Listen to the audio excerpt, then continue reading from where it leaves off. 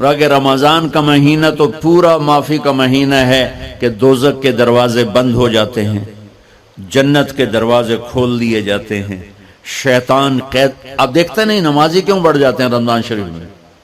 کہ وہ نامراد قید ہو جاتے. تو کسی کو زنجیروں میں باندھا ہو وہ چل تو نہیں سکتا، چھوڑ دو زنجیریں تو چل پڑے گا. تو اللہ تعالی ہم سب کی حفاظت فرمائے. کوئی دعویٰ نہ کرے، لیکن جو تھوڑا سا غفلت میں ہوتا ہے تو ایمان کمزور ہوتا ہے، انہوں تو شیطان بن کے جامع نہیں دیتے.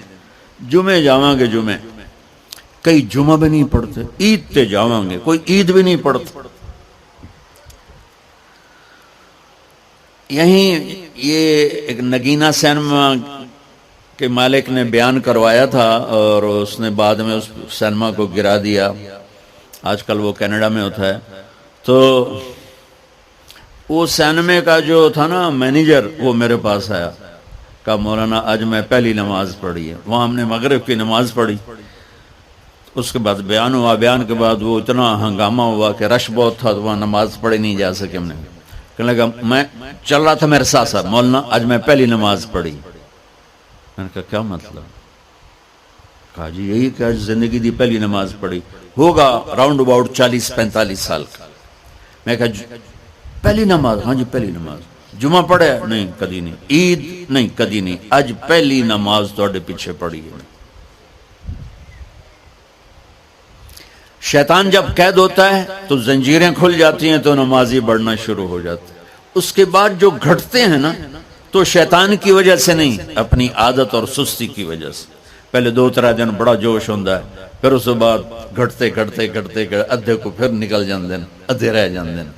تو تراویح میں بھی پہلے پوری مسجد بھرے گی، پھر ایک صف جائے گی، پھر دوسری جائے گی، پھر تیسری جائے گی. تو بھائیو یہ رمضان آ رہا ہے، دیکھو میں ہاتھ جوڑتا ہوں، نماز 5 وقت سارا سال فرض ہے، لیکن روزے کی برکت سے کیا ہوتا ہے؟ شیطان قید ہو جاتا ہے تو وہ سارے بھاگے آ رہے ہوتے ہیں. اللہ سے مانگ لو اس رمضان میں کہ یا اللہ ایسی توفیق دے کہ موت تک نماز نہ چھوٹ. رمضان میں بہت سے لوگ رشوت لینا چھوڑ دیتے ہیں کہ نہیں جی ہن رمضان شریف آ گیا. رمضان شریف بھی تو آیا ہے لیکن اصل میں شیطان قید ہوا ہے تو اب کہہ رہے نہیں ہوں رشوت نہیں لینی، مہینے بعد لواں گے. ڈنڈی مارنے والا کہتا ہے نہیں صحیح تولنا ہے، پھر رمضان تو بعد کٹھی کسر کر لواں گے. وہ کیا وجہ ہے پیچھے؟ ایک تو رمضان کی برکات ہیں اور ایک شیطان کا قید ہونا ہے اور ایک جنت کے دروازوں کا کھل جانا، دوزخ کے دروازوں کا بند ہونا، اللہ کے عرش کا پہلے آسمان پہ مستقل ڈیرا ڈال دینا اور پھر اعلان کرنا ہے کوئی بخشش آنے والا ہے، کوئی معافی مانگنے والا ہے، کوئی توبہ کرنے والا ہے، کوئی جنت مانگنے والا ہے، کوئی دنیا مانگنے والا، آؤ مانگو. اور ایک فرشتہ اعلان کرتا ہے اے بھلائی کے چاہنے والے شاباش آگے بڑھ، اور دوسرا فرشتہ اعلان کرتا ہے اے برائی کے کرنے والے بس کر اور واپس آ جا، بس کر اور واپس آ جا. رمضان کا مطلب ہے جل جانا، رمضان کے لفظ کا مطلب ہے جل جانا. جلنے کا مطلب کیوں ہے اس میں؟ کہ رمضان میں اللہ سارے گناہوں سے اپنے بندوں کو پاک کر دیتا ہے اور ان کے گناہوں کو جلا دیتا ہے، جس سے وہ پاک ہو کر جو سونا آگ میں جل کے خالص ہو کے باہر آتا ہے، روزہ رکھنے والا بھوک کی آگ میں جل کے خالص ہو کے باہر آ جاتا ہے، اللہ اس کے سارے گناہ معاف فرماتا ہے. دھیان نال سنیں، سب سے اعلیٰ درجے کا مسلمان، میرے نبی کا جواب، جو سارا دن مصلی پہ بیٹھا رہے، جو ہر سال حج عمرہ کرے، جو مسجد سے نہ نکلے، جو رات کو قرآن پڑھے دن میں روزے رکھے. نہیں، سنو غور سے سنو، من سلم المسلمون لسانہ ویدہ، سب سے اعلیٰ درجے کا مسلمان فیصلہ بات کا وہ ہے جو اپنے مسلمانوں کو تکلیف نہ پہنچائے، جو ہاتھ اور زبان سے کسی کو تکلیف نہ پہنچائے، وہ سب سے اعلیٰ درجے کا مسلمان ہے. سبحان اللہ، کیا بات. میرے نبی سے ایک صحابی نے پوچھا یا رسول اللہ، ہمارے محلے میں ایک خاتون رہتی ہے، رات کو تہجد پڑھتی ہے، دن میں روزے رکھتی ہے، پر اس کی زبان بہت سخت ہے، بہت بےزتی کرتی. آپ نے کہا جہنم میں جائے گی. کہا جی ایک خاتون ہے جو نہ نفلی روزہ، لیکن اس کی زبان کا بول بڑا میٹھا ہے، کہا وہ جنت میں جائے گی. تو سب سے اعلیٰ درجے کا مسلمان کون ہے جو کسی کو تکلیف نہ پہنچائے؟ پھر اس نے پوچھا ای الایمان افضل، سب سے اعلیٰ درجے کا مومن کون ہے؟ تو آپ نے فرمایا حسن الاخلاق، جس کے اخلاق اچھے ہوں وہ سب سے اعلیٰ درجے کا ایمان والا ہے. کیونکہ تکلیف نہ پہنچانا اخلاق کی ایک صفت ہے، اور اخلاق کی بے شمار اقسام. میرے نبی نے فرمایا اچھے اخلاق 360 صفات کا نام ہے. ایک صفت بھی کسی مسلمان مرد عورت کے اندر ہوگی تو جنت میں چلا جائے گا. سامنے ابو بکر بیٹھے تھے، کہنے لگے یا رسول اللہ کو میرے اندر بھی ہے؟ تو آپ نے فرمایا تیرے اندر ساری ہے، ساری تیرے اندر ساری. تو ابتدا بھی بتا دی، انتہا بھی بتا دی. اور عبادت بھی مسلمان کو اخلاق تک پہنچاتی ہے. اب سنو قرآن سے، اللہ تعالیٰ انسان کسے کہتا ہے؟ ایمان والوں کو. ان الذین کفروا من اہل الکتاب والمشرکین فی نار جہنم خالدین فیہا اولئک ہم شر البریہ. سب سے بدترین مخلوق وہ ہے جو اللہ کو نہ مانے، جو اللہ کے دین کو نہ مانے. آپ نے کہا وہ سب سے بدترین مخلوق. تو لا الہ الا اللہ محمد رسول اللہ ہمیں انسانیت میں داخل کرتا ہے. انسان ہے ہی وہ جو لا الہ الا اللہ محمد رسول اللہ کا کلمہ پڑھتا ہو میرے رب کے نزدیک. نماز کیا ہے؟ نماز کیا ہے؟ بول بھائی. ہاں، میرا اللہ کہتا ہے ان الصلاۃ تنہا. اب آئی نہیں چل رہا.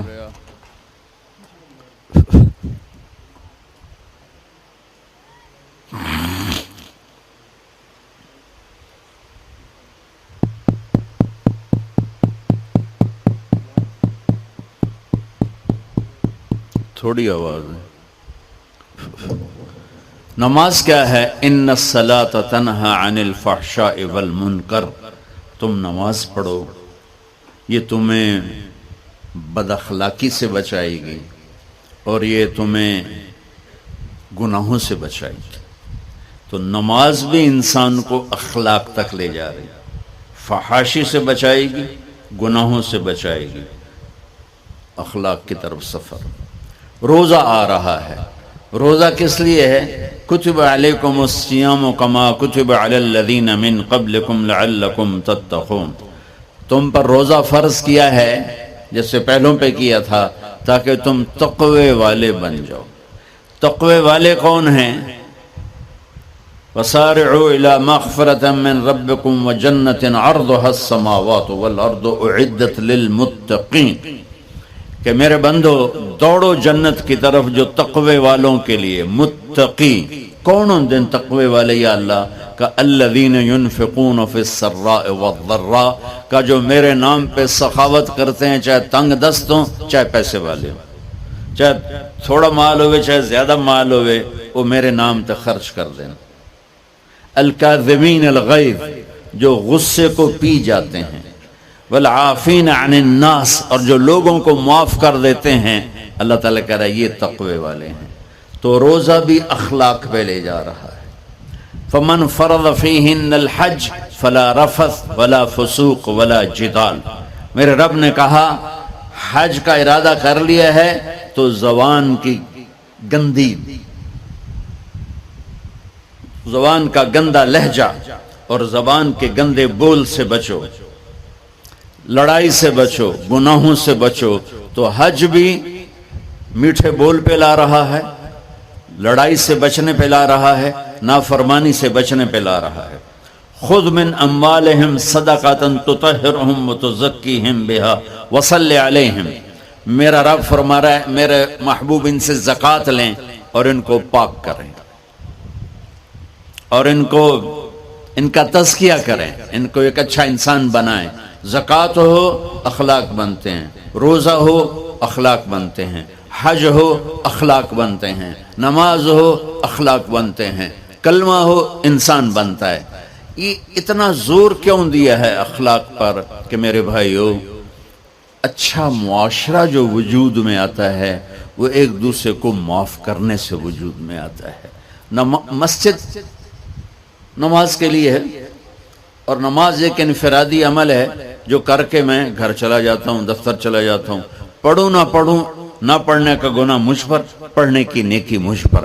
لیکن اگر میرے اخلاق برے ہیں، روزہ میری چیز ہے، رکھوں اجر، نہیں رکھوں پکڑ، زکوٰۃ دے دوں اجر نہ دوں پکڑ، حج کر لوں اجر نہ کروں پکڑ۔ صرف میری ذات سے کے گرد ہے نماز بھی، روزہ بھی، حج بھی، زکوٰۃ بھی۔ لیکن برے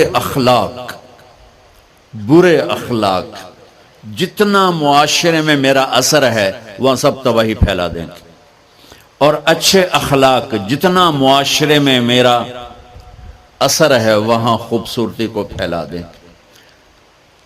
عبادت چھپ جاتی ہے۔ میں نے فجر پڑھی ہے کہ نہیں پڑھی آپ کو پتہ ہے؟ بولو، آپ نے پڑھی ہے یا نہیں پڑھی مجھے کوئی پتہ ہے نہیں ہے۔ لیکن یہاں بیٹھ کے اللہ نہ کرے میں فرقہ واریت کی بات کروں، آپ سب کو پتہ چلے گا کہ نہیں چلے گا کہ مولوی اگلا رہا، اور یہاں بیٹھ کے میں محبت کی بات کروں تو آپ کو پتہ چلے گا کہ نہیں چلے گا کہ یہ محمد مصطفیٰ صلی اللہ علیہ وسلم والے اخلاق بتا رہا ہے۔ تو اخلاق چھپتے نہیں، برے ہوں یا اچھے ہوں، ظاہر ہوتے ہیں۔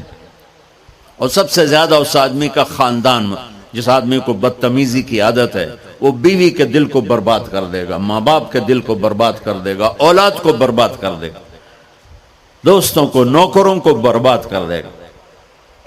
اس کے نوکر سامنے کہیں گے میاں صاحب، شیخ صاحب، سیٹ صاحب، خان صاحب، اتھے جا کے گالی کڈھن گے۔ اور جس کے اخلاق اچھے ہوتے ہیں وہ اپنے گھر کو خوبصورت بنا دیتا ہے، رشتوں کو خوبصورت بنا دیتا ہے، ملازموں کو خوبصورت بنا دیتا ہے، اپنے کاروبار کو، اپنی زندگی کو، ہر پہلو اس کا خوبصورت ہو جاتا ہے۔ اچھے اخلاق لباس کی طرح ہیں جو میرا ہر عیب چھپا لیتے ہیں، اور برے اخلاق ننگے آدمی کی طرح ہے جس کا ہر عیب سامنے آ جاتا ہے۔